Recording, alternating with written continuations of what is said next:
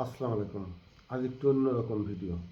সব ভুলই কি ইতিহাস ভুল হিসাবে স্বীকৃতি দেয়, মেনে নেয়? সব ভুলই কি মানুষ ক্ষমার চোখে দেখে? সব ভুলই কি মানুষ স্বীকার করে নেয়? নিজেদের ভুল নিজেরা কি বুঝতে পারে? একজন মানুষের ভুল কি শুধু তার ব্যক্তিগত অপরাধের মধ্যেই সীমাবদ্ধতা থাকে, নাকি সেটি রাষ্ট্রীয় হিসাবেও তার দায়বদ্ধতা বা তার খেসারত দিতে হয়? মানুষের ক্রোমোজোমের সিস্টেমেটিক্যালি জেনেটিকের ভিতরে বা মস্তিষ্কে যত ধরনের কার্যকলাপ করার ধারণ ক্ষমতা থাকে, চিন্তা ভাবনার থেকে শুরু করে একেবারে কার্য সিদ্ধ করা পর্যন্ত ঘটানোর ক্ষমতা থাকে, সেটি তো একজন মানুষের সৃষ্টিগতভাবে প্রাপ্ত জিনিস। সে অপরাধ করুক, খুন করুক, রাহাজানি, অত্যাচার, যত যাই করুক, জুলুম যাই করুক না কেন, তার ভিতরেরই তো এটি প্রবৃত্তিগত, স্বভাবগত, অভ্যাসগত বা প্রাকৃতিকগতভাবে জন্মগতভাবে পাওয়া জিনিস। সে যেটা করবে সবই তো ঠিক।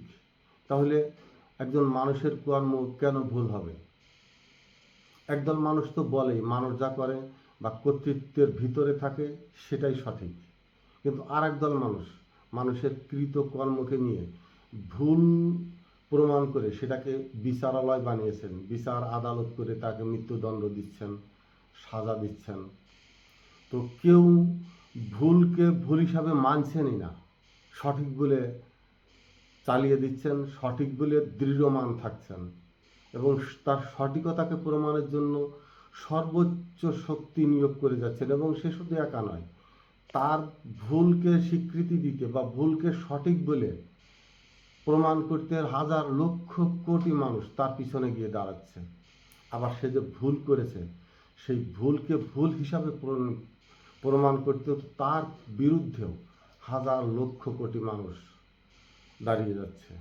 তাহলে ভুল কোনটি? যে যখন যেটা করছে তার দৃষ্টিতে যেমন সঠিক, কিন্তু সেই কর্মের বিপরীতে যারা, সেই কর্মের স্রোতে যারা কর্মধারার ভিতরে ঢুকে যাচ্ছে, ঘূর্ণায়মানের ভিতরে, সেই চক্রের ভিতরে, তারা সেটা বলছে এটা এটা ভুল। ভুল কোনটা, সঠিক কোনটা, এর নির্ণয়দাতাকে, ভুল এবং সঠিকের যে সঠিকতা, নির্ণয়দাতা, সেই নির্ণয়দাতাও কি সঠিক না সেও ভুল? ইতিহাস যা লিখে রেখেছে কতটুকুন সত্য? অনেক প্রশ্ন। ঐতিহাসিকগণ কিভাবে ইতিহাস রচনা করছেন? শেখ হাসিনা তিনি রাষ্ট্র চালাতে গিয়ে যেভাবে স্বৈরার শাসক হয়ে উঠেছিলেন, তার দৃষ্টিতে তিনি সম্পূর্ণ সঠিক। তিনি রাষ্ট্রকে উন্নত একটি রাষ্ট্রে পরিণত করতে গিয়ে যা যা প্রয়োজন, খুন, গুম, হত্যা, রাহাজানি, মানুষকে যত ধরনের টর্চার করা যায়, তার যতগুলো বাহু ছিল, সমস্ত বাহুকে তিনি হ্যান্ডেলিং করে মানুষকে নিষ্পেষিত করে একটি জায়গায় তিনি নিজেকে দাঁড় করাতে চেয়েছিলেন। তিনি ভুল স্বীকার করেননি, এখনও করছেন না। এবং তিনি যে ভুল করেননি তার পিছনে এখনো লক্ষ লক্ষ মানুষ। কিন্তু যারা নিষ্পেষিত হয়েছে, গুম, হত্যা, খুন হয়েছে, যে ছোট শিশু ছাদে খেলছিল, বেলকনিতে খেলছিল, গুলিতে নিহত হলো, সেগুলোও শেখ হাসিনা ভুল হিসাবে স্বীকার করে নিচ্ছে না। কিন্তু তার বিপরীতে যারা এর খেসারত দিল, যারা এর জন্য ক্ষতিগ্রস্ত হলো, তারা ভুল প্রমাণের জন্য আপ্রাণ চেষ্টা করে আরও রক্ত ঝরালো এবং রক্ত ঝরিয়েই যাচ্ছে।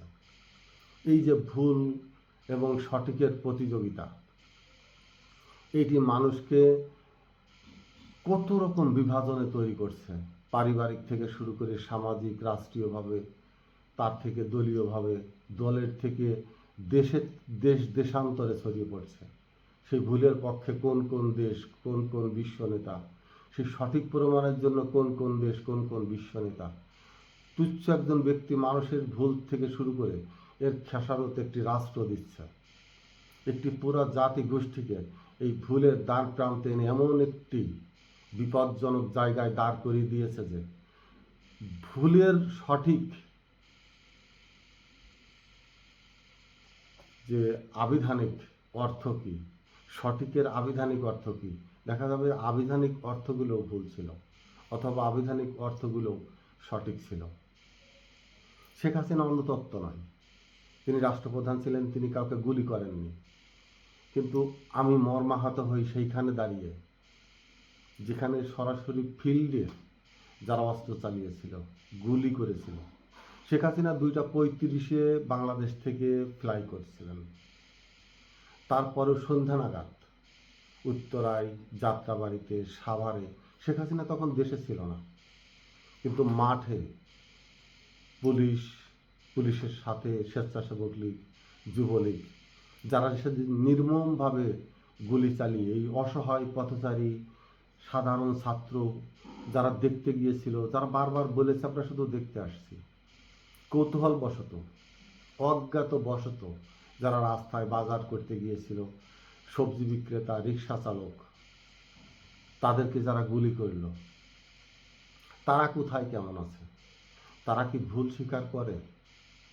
শেখ হাসিনা যখন দেশেই ছিলেন না, অর্থাৎ দেশ যখন নেতৃত্ব শূন্য, কেউ ছিলেন না, তার পরবর্তীতে 8 তারিখ পর্যন্ত, সরকার গঠনের 8 তারিখ পর্যন্ত দেশে যে আরো খুন খারাপি হলো, এর নেতৃত্বে কে ছিল? এইটি বাস্তবায়নের পিছনে যারা গুলি করলো, যারা তখনও গুম করছিল, লাশ পোড়াচ্ছিল, সাভারে যখন লাশ পোড়ায় তখন শেখ হাসিনা তো দেশেই ছিল না।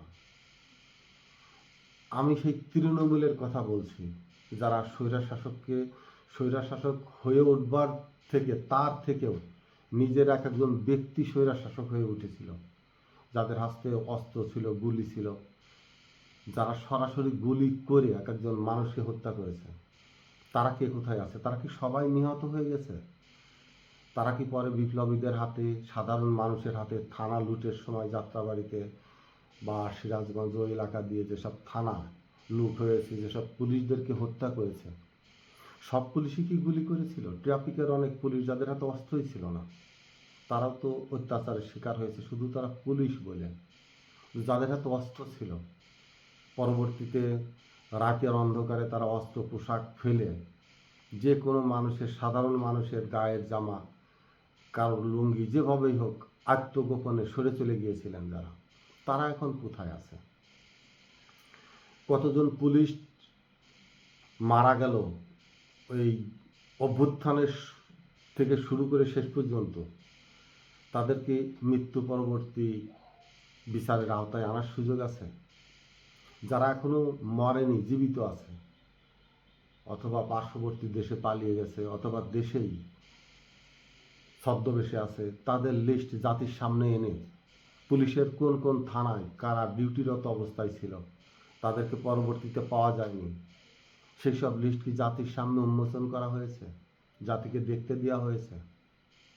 যেসব পুলিশ অপরাধ করেছিল, অপরাধের মধ্যে ছিল, কিন্তু তারা না বুঝে না জেনে শুধু সরকারের অনুগামী থেকে, রাষ্ট্রের প্রতি অনুগত থেকে, দায়িত্ব পালনের বোধেই গুলি করেছিল, কিন্তু পরবর্তীতে তারা সজাগ হয়েছে, সচেতন হয়েছে, নিজেদেরকে আত্মসমর্পণ এনে সরকারের কাছে দায় স্বীকার করে পুলিশ বাহিনীকে পুনরায় পুনর্গঠনের সহায়তা করেছেন বা এখনও চাকরিতে আছেন। তারা কতটুকুন বিবেকের কাছে জর্জরিত হচ্ছেন, তারা বিবেকের কাছে কতটুকুন অগ্নিদাহ হচ্ছেন, তাদের মা বাবা, তাদের পরিবার পরিজন, তাদের আত্মীয় স্বজন, তাদের সন্তানেরা কেমন আছে? স্মৃতি জাদুঘরে যেসব বাচ্চাদের পোশাক রাখা হয়েছে, তারা কোন অর্থে অপরাধী ছিল? তারা কি অ্যাক্সিডেন্টালি নিহত হয়েছে, নাকি কি বলবো, এদের কি বলা যায়? তাদের আত্মা, যারা সেই গুলিদাতা, গুলির হুকুমদাতা, গুলি সরাসরি যারা করেছেন, তাদের আত্মা পৃথিবীর জমিনে ঘুরে বেড়াচ্ছে অভিশাপ হয়ে, হাহাকার হয়ে। আপনারা কেমন আছেন? হয়তো চাকরিতে আছেন। আপনাদের সন্তানেরা কোন রাস্তা দিয়ে কোন পথে হেঁটে যাচ্ছে, তারা কিভাবে নিরাপদ? যারা নির্যাতিত হয়েছে, যে পরিবারের একটি সন্তান হারিয়েছে, আরেকটি সন্তান স্কুল কলেজে যাচ্ছে, আপনার সন্তানও তো তাদের পাশে গিয়েই বসে পড়ালেখা করছে, তাদের সাথেই হয়তো চাকরিতে আছে, সমাজে আছে, এই রাষ্ট্রের মধ্যেই আছে। আপনাদের সন্তানরা কি গর্ব করে বলতে পারছে আমার পিতা জুলাই অভ্যুত্থানের অনেককে শহীদ করে ফেলেছে? শহীদের পরিবাররা ব্যথিত হচ্ছে, তারা নিষ্পেষিত হচ্ছে, অন্তর্দাহে ধিকে ধিকে ধুকে ধুকে মারা যাচ্ছে। হয়তো মৃত্যু লাশ হয়ে তারা জীবনের বাকি সময়টা কাটাবে। কিন্তু তার থেকেও তো আমার মনে হয় যারা গুলি করে এই সাধারণ মানুষকে হত্যা করেছিল, তাদের ভিতরে কোনো মানবাত্মাই নেই। এক প্রেতাত্মা তাদেরকে এমনভাবে ধাপিত করে নিয়ে বেড়াচ্ছে যেন অহর্নিশ এক নিকৃষ্ট অন্ধকার কারাগারে তাদের সময় কাটছে। কেউ কেউ রাজসাক্ষী হচ্ছেন জীবন বাঁচানোর জন্য। রাজসাক্ষী হয়ে তারা কি বলছেন? যারা অপরাধ করেছে তাদের বিরুদ্ধে সাক্ষী দেবেন, নাকি নিজেই যে অপরাধ করেছেন সেই অপরাধের বর্ণনা এবং স্বীকার করবেন? স্বীকার করার পরে তিনি নিজেও একজন অপরাধীতে পরিণত হবেন। এই ক্ষমাটা কে করবে? একজন নাগরিককে রাষ্ট্র যদি নিরাপত্তা না দিতে পারে, তাহলে সেই নির্যাতিত নাগরিকের পক্ষ হয়ে রাষ্ট্র কিভাবে সেই অপরাধীকে ক্ষমা করবেন? রাষ্ট্র কি একজন নাগরিকের দায়িত্ব কোন কোন ক্ষেত্রে নিতে পারে? তার জীবনের নিরাপত্তা, স্বাস্থ্য, শিক্ষা, ভবিষ্যতের কর্মপন্থা নির্ধারণের অনেক জায়গাগুলো দায়িত্ব আছে। কিন্তু একজন নাগরিক যখন জীবন নিয়ে অসহায়ত্বের ভিতরে পড়ে যায়, তারই একজন নাগরিক যখন তার বিরুদ্ধে অস্ত্র তুলে ধরে, রাষ্ট্র তখন অসহায় বোধ করে? নাকি রাষ্ট্র যার দ্বারা পরিচালিত হয় সেই সরকার নিজেকে রক্ষা করতে রাষ্ট্রের অনেক মানুষকে নীরবে হত্যা করবার জন্য সুযোগ করে দেয়? এই রাষ্ট্রীয় অপরাধ, রাষ্ট্রীয় সন্ত্রাস, রাষ্ট্রীয় স্বৈরশাসকের যেনারা কর্ণধার থাকেন, তাদেরকে কে ক্ষমা করবে? ইনডেমনিটি আইন সংসদে পাস হয় বা সরকারের একক সিদ্ধান্তে পাস হয়, কিন্তু এ যাবৎকালে কোনো ইনডেমনিটি আইন যত সংসদেই পাস হয়েছে, সমস্ত সংসদের যত ইশতেহার ছিল, নির্বাচনী ইশতেহার, সেখানে কি কখনো লেখা ছিল এই সংসদ ইনডেমনিটি আইন পাস করবে? নির্বাচনী ইশতেহারের বাইরে সরকার যদি অন্য কোনো কাজ করে বা ইনডেমনিটি ইশতেহারের দেওয়া প্রতিশ্রুতি যদি সম্পূর্ণ পূর্ণ করতে ব্যর্থ হয়, সরকার কি ভুল করে? ভুল কোনটি? অনিচ্ছাকৃত ভুল, নাকি জেনে শুনে সিদ্ধান্তের ভুল কোনটি? রাষ্ট্রপতির জুলাই গণ অভ্যুত্থানের পুরস্কার বিতরণী অনুষ্ঠানে ইশাকের যেটি ভুল, সেই ভুল বড়, নাকি যারা রাষ্ট্রপতির আসন সম্মুখ থেকে সেই অনুষ্ঠান থেকে নীরবে সম্মান দেখিয়ে উঠে চলে গেলেন, সেই ভুল বড়? আমরা কি বারবার ঔদ্ধত্যপূর্ণ কোনো শাসককে চাই, নাকি নমনীয় অথচ দৃঢ়, খুব ভারী অথচ নীরব নিভৃত একজন সরকারকে চাই? একজন সরকার বলতে একজন মানুষ বোঝায় না। একজন সরকার বলতে একেবারে রাষ্ট্রপ্রধান থেকে শুরু করে তিনি যে দলের মাধ্যমে সরকারে উপনীত হয়েছেন, তার সর্বনিম্ন তৃণমূলে থাকাও একজন পঙ্গু হোক, একজন নিঃস্ব হোক, শেষ নাগরিকটা পর্যন্ত সবাই সেই সরকারের সংশ্লিষ্ট।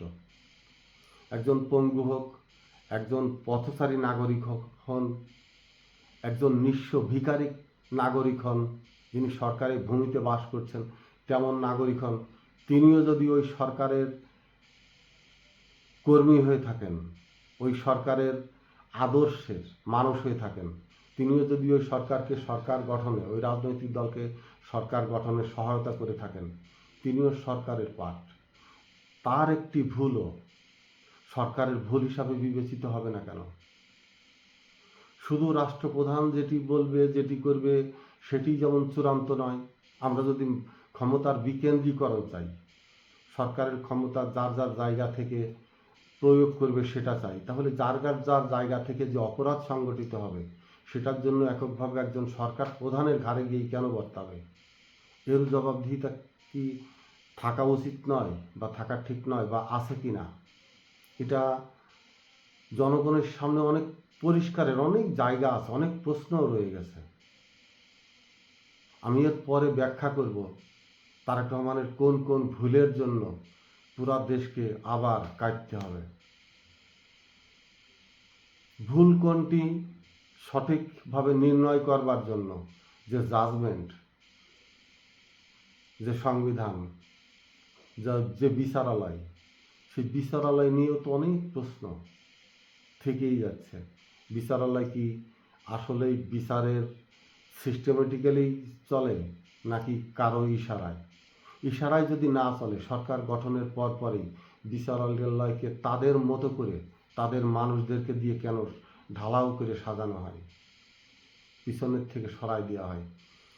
এই উলট পালটিত প্রতীয়মান এই যে সরকারের ইচ্ছার মানুষগুলো বিচারালয়ে বসবে, যেন তারা বিচারালয়ের মতোই চলবে শব্দটি ব্যবহৃত হবে, কিন্তু তার পিছনে সরকারের স্মৃতি ছায়া লেপ্টে থাকবে, গা মেখে থাকবে, জড়িয়ে ধরে রাখবে। ভুল কোনটি, রাষ্ট্র নাকি জনগণ? সরকার নাকি সরকারের সিদ্ধান্ত? ভুলের জায়গাটা আগে নির্ণয় করতে হবে। কোন ভুল রাষ্ট্রকে বয়ে বেড়াতে হবে, কোন ভুল দেশের জনগণকে জবাবদিহিতার ভিতরে আনতে হবে। একজন সরকার প্রধান যদি ভুল করে, তার বিচারালয় কি আদালত হবে, নাকি যাদের ভোটে তিনি রাষ্ট্রপ্রধান হয়েছেন তাদের সামনে দাঁড়িয়ে বিচারের সম্মুখীন হইতে হবে? এটি কঠিন প্রশ্ন। আদালত একজন রাষ্ট্রপ্রধান তৈরি করে না, রাষ্ট্রপ্রধান তৈরি করে দেশের জনগণ। সেই রাষ্ট্রপ্রধান যদি কোনো ভুল অন্যায় করে থাকে, ভবিষ্যতে কোনো আদালতে নয়, কোনো বিচারালয়ে নয়, যারা এই সরকারকে গঠন করবে ঠিক তারাই সেই সরকারের বিচার করবে, এমন একটি সিদ্ধান্ত চাই সরকার থেকে। তাহলে ভবিষ্যতে ভুল এবং সঠিক এর সঠিক কোনটি সেটি নির্ণয়ের পথ আরও সুদৃঢ় হবে, মসৃণ হবে, প্রশ্নবিদ্ধভাবে জনগণ বুঝতে শিখবে, জানতে শিখবে।